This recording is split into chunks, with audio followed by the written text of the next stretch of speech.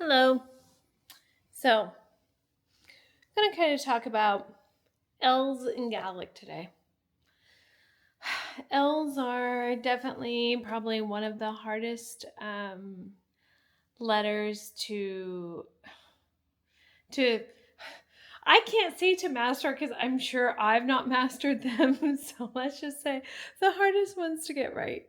From what I can tell, there's probably, I don't know, between what I've read and then like feedback I've gotten from my voice teacher, it seems like there's like roughly four L's, right?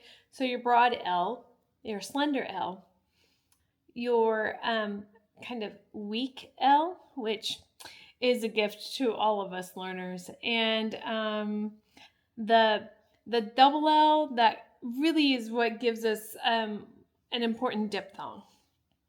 And that's kind of what your it's kind of what all your double letters do, right? Your double L's, double N's, double R's. These letters, L, N, and R, are really sounds, right? Because letters are just representations of sounds, approximations, even, if you will, are called liquids in linguistics. Oh, excuse me. And so there's a reason for that. I'm not going to get into it.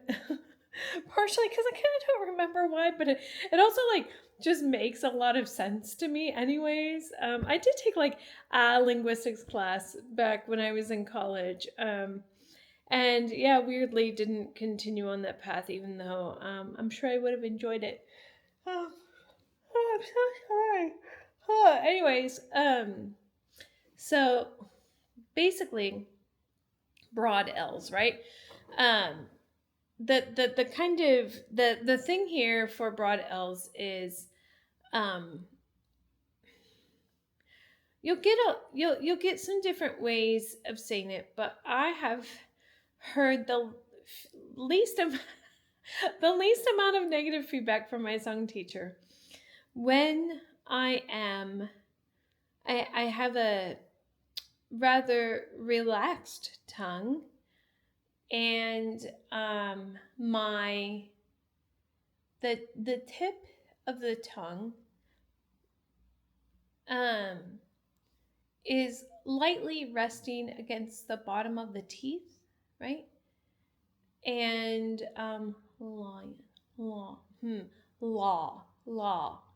And so, what is really happening, if we think of saying L's in English, maybe lazy, lay, la, your tongue is actually doing the majority of the work there, right? It's moving, it's closing that distance between like, maybe that's not how I want to say it. Like it's like kind of flapping about a bit, if that makes sense, right? So I'm gonna fix my hair.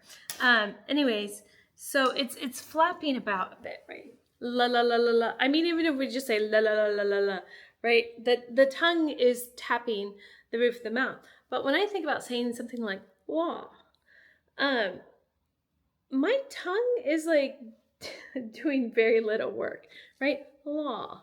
It's staying rather relaxed. The right is just kind of gently the tip of the tongue, kind of the start of getting near the start of the blade of the tongue, which is your middle meaty part, is just kind of just resting there. No. And then really the kind of L sound, that L action, I think is actually coming more from the movement of the jaw, right? So not la, la, but more like la, la, la.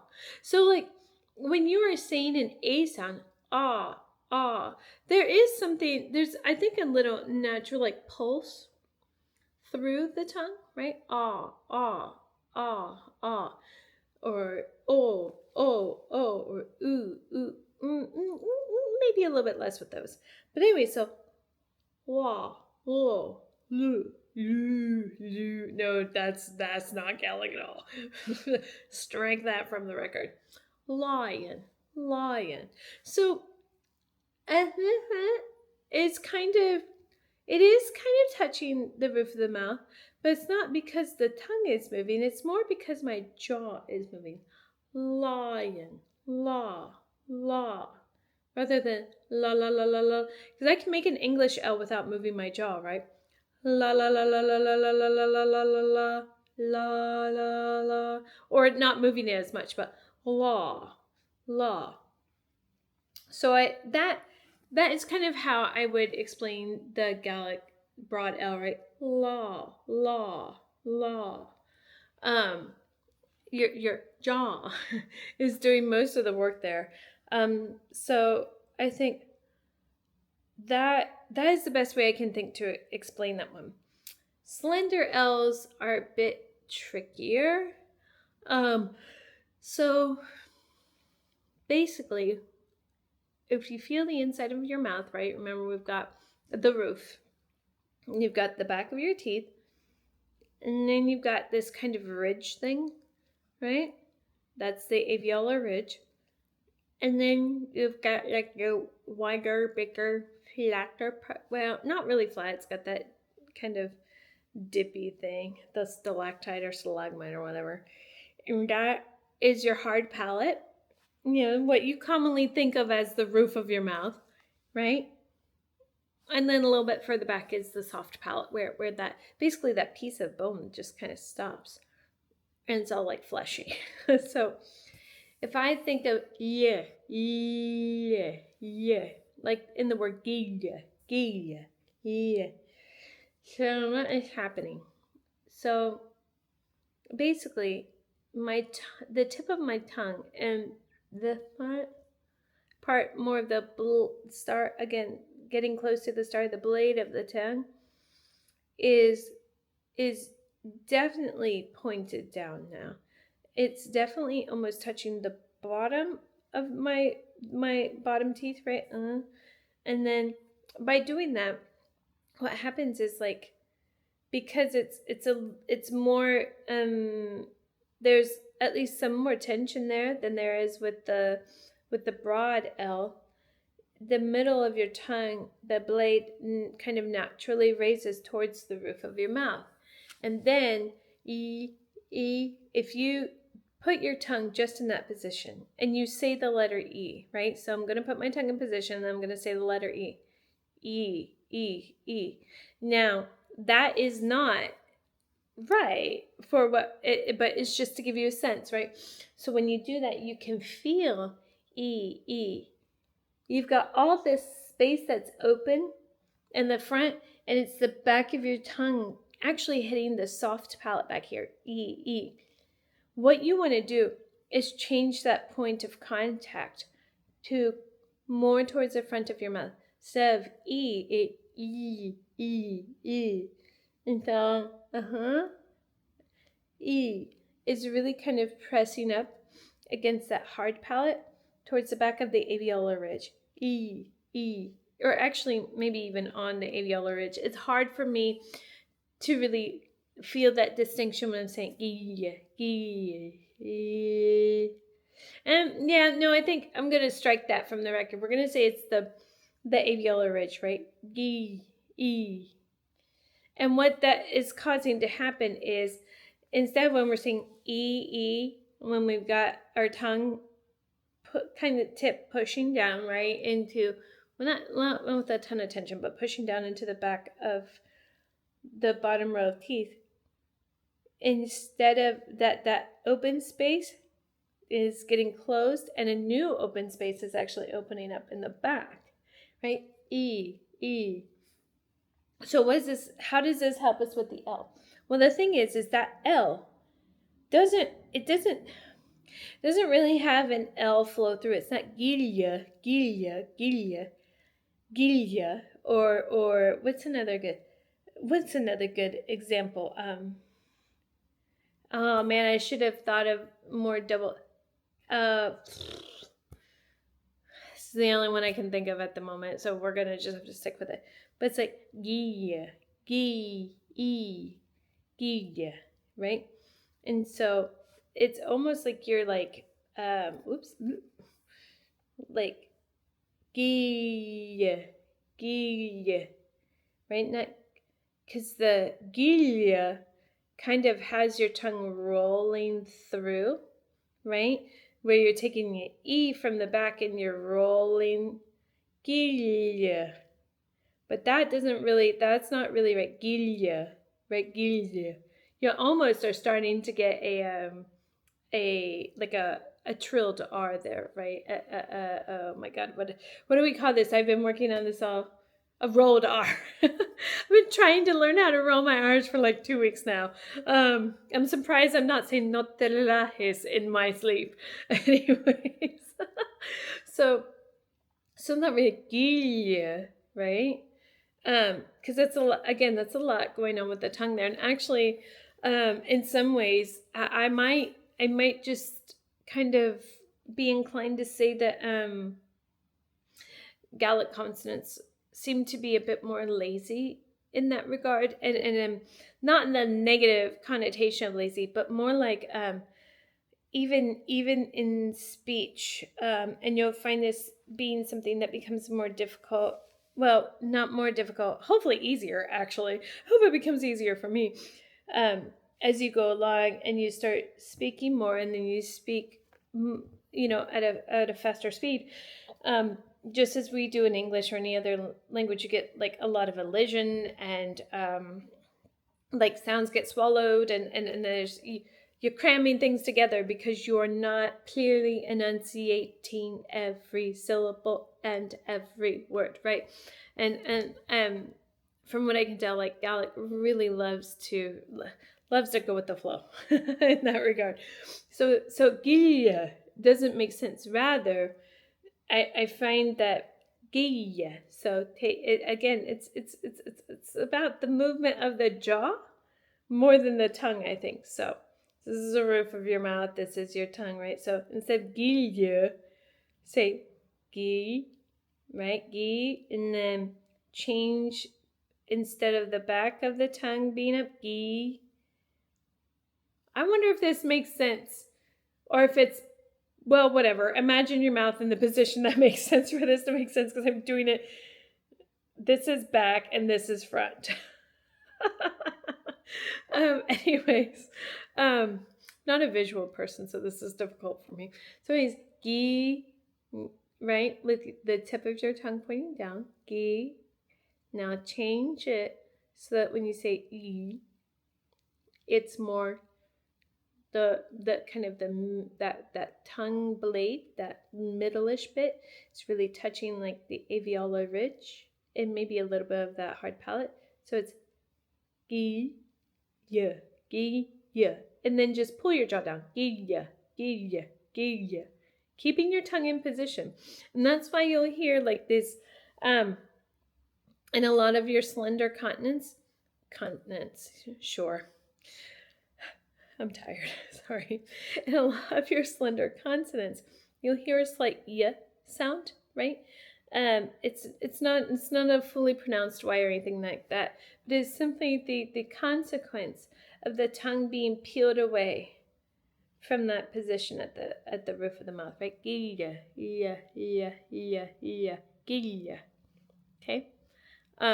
This one takes practice. Gilya, yeah, yeah, yeah, yeah, ye, ye, ye, ye, ye. That it takes that kind of work. So I hope this kind of explanation is helpful. I know, like, you just kind of have to really slowly say things and take some time paying attention to what's going on inside, and and work, like, repetition is what makes this like more natural, right? Giya, giya, giya, giya, giya. La la la la la, right? La la la la. Different kinds of la. La la la la la. Instead of la la la la la, right? Now, the weak L, as it's called in Blasna Gaelic, is just purportedly a regular English L. And this one, I'm so sorry. This one happens when you have lenited L's. Do not let anyone tell you L's are not lenited. So are N's and R's. They're just not lenited in writing. But that doesn't mean the sound doesn't change. The sound does change. And so a lenited L, like instead of lebi, right? That's a slender L, lebi, molebi, molebi, molebi, right? My bad, molebi. Molenites things. And so that L becomes molebi instead of molebi, molebi. There are other places it happens. Really, your best guide in that regard is going to be the Learn Gaelic Dictionary, because to be honest, I don't want to talk about the grammatical implications outside of like when lenition occurs for this, but like your and then I'm just about to go explain myself, so whatever. Your prepositions, le, right? That, like lim, let, lave, those are I believe those are weak L's as well. The way that it's going to look when you go to speak Gaelic, because I'm not asking you to just like hear the difference, right? But so in this, the broad L, I believe, looks like a capital L. The slender L looks like a capital L with a little J near it, and that's why it's got that yeah sound, right? The weak L is just like a lowercase L, right? So keep that in mind when you're looking this up. This is where people tend to freak out about the IPA. I don't want you to freak out about the IPA. It's actually extremely helpful, but and not, instead of worrying about like having to learn all of the different symbols or whatever, just keep those three in mind at least when you're trying to work on these L sounds. And then the double L. How? So the way that I kind of think of it is it's like the AU diphthong, ow, ow, ow, right? And I say AU because I think of it as the Gaelic ah, not AU, or which would that even make sense? I don't know, in English. And it's not like ow, ow, it's because when we think about that, we think ow, right? Or I mean, maybe you don't, but that's what I think of, ow, ow, right? If I slow it down, ow. But this is different. This is ow, ow. So kind of like you can hear how, like ow, right? But some have likened it to a dark Russian L, but homies, I don't speak Russian. I can't do accents. I have no idea what that means. That is like functionally useless to me. So I'm going to try and explain it how I sense it in my mouth. So I'm going to use the word how, because I think that one is kind of the easiest. Annul, how, annul. Okay, so what is happening is I definitely have a lot of space back here. Annul, how. And what is happening is how.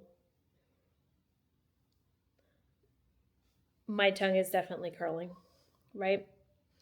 And the tip how is touching the upper part of the back of my teeth. How. Oh, no, not always. Oh, how. I suppose it's how. It can, but I'm not saying it always does. And I'm not sure that final closure is necessary. How. I think if you're enunciating very specifically for an important part of articulation, it probably does how. But more importantly is there's this like kind of your tongue is down because the rest of your tongue is down because the tip of the tongue is up. How. how, a null, a null. Yes. And the sound is coming from the way basically that the sound is shaped by this part being hollowed out and a lot of space back here because your tongue is curling up at the top. How, a null, a null, a null, a null, a null. Yeah. It's a bit of a weird one. They all are, aren't they? The L's. How. Is there any other advice I can give you on the how? Again, I find with the L's, it is the jaw that is doing the majority of the work once you've got the tongue in position. So the tongue is not really doing a lot of work. La, yeah, yeah, yeah, yeah. La, how, a no, right? A no, a no. And even on that, I think, is my tongue really curled up? A no. Oh, a little, yeah. But it's more about the fact that it's like kind of down and hollowed through here. So there's more space back here. Hull. A no. A no. Yeah. I hope this helps. I'm like super on the fence as to whether that is more helpful. But what I'm really hoping is to try and explain what those things are going on and like what those things are doing inside the mouth, because that's the only way that I can personally try to understand this stuff and maybe have a prayer of reproducing the sound accurately. Yeah, so maybe you're like me. I'm not very good at hearing, and definitely not good at hearing and the reproducing sounds and accents. So, yeah, let me know if this is helpful. Or, if you've got a different experience or different tips on how to actually make these sounds. But yeah, L's are tricky. R's are the worst. Oh, but that's for later. So, anyways, Shakanagalaxonagoo. Sorry, I pronounced that wrong. Cool. Shakan Nagalik Sona Guiv. There we go. Yeah, let me know if this is helpful. Let me know if there's another like letter or sound you want me to address next. And I will. Yeah. So, cheery and draste.